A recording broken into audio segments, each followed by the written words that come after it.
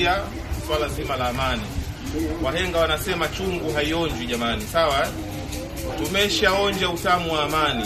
Wenzetu majirani kama tunaofahamu kwenye vyombo vya habari wanaitamani hii tunu. Hii tunu ndugu zangu imeasisiwa. Kwanza ni rehema ya Mwenyezi Mungu. Amejalia tuzaliwe Tanzania tukute tukiwa kuna nini? Kuna amani. Kwa ni jukumu letu sisi kama vizazi hivi tujae roho ya uzalendo, tuilinde amani hii kwa ajili ya vizazi vinavyokuja. Kwa nini nazungumza hivi? Ndugu zangu, bila amani kiukweli hatuwezi kufanya biashara katika hali ya utulivu kama hivi. Tunacheza draft, tunapigwa na upepo na vitu mfano hivyo. Itakaponuka kwa namna moja ama nyingine, hao ambao wanatushikia sasa hivi tayari wanao mapasipoti, sawa? Wanao uraia pacha, wanaweza kukimbilia. Sisi tuna Tanzania nyingine. Hapa ndio baba na ndio mama.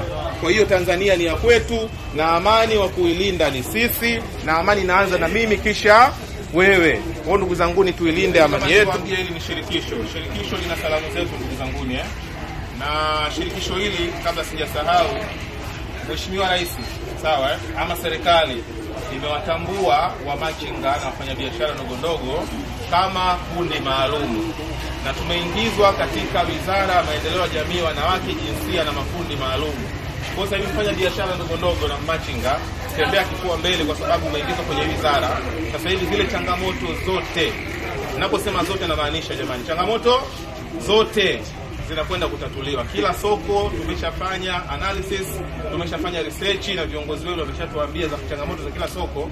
Baada ya uchaguzi biiznillah, hiki chomo jamani msinakiamini, tumeingia mipango katika na mtu unakusema kupiga kura yako kama mapumziko, kwa sababu kazi yetu ni kuhudumia watu.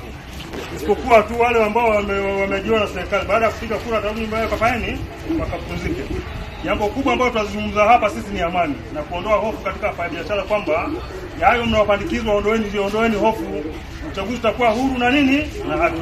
Na ukimwona mtu analeta maneno madogo, toa taarifa kwa vyombo vya habari huko, viongozi wako wa soko, huyo mtu atashughulikiwa ili kwa ajili ya kuondoa nini ule utata. Sitaongea mengi bwana, ongeaji ni wengi.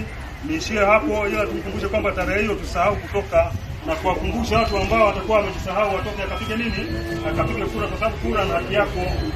Na usijali kudanganywa na mtu. Asikudanganye kwamba kutakuwa na vita hakuna.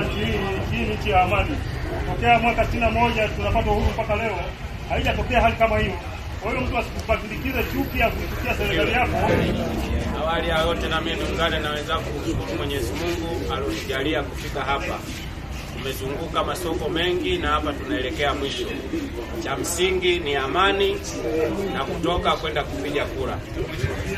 Kwa majina naitwa Adinani Bakari Mkala, ni makamu mwenyekiti wa soko la Mlango wa Chuma. Tunahamasisha amani. Amani ipo. Wiki iliyopita tumekaa na mkuu wa mkoa, ametuambia vyombo vya ulinzi na usalama vipo kazini. Amani ipo ya kutosha. Kila mtu asiwe na hofu, aende akapige kura. Akishamaliza kupiga kura arudi kwenye eneo lake la biashara. Wale wafanyakazi wa serikali ndio waliopewa hofu, ambao wakimaliza kupiga kura watakuwa narudi nyumbani kupumzika. Sisi tunategemea biashara. Tusipotoka hatuwezi kuishi. Sisi ni kama ndege. Tukitoka tunakula, tusipotoka ndio vile.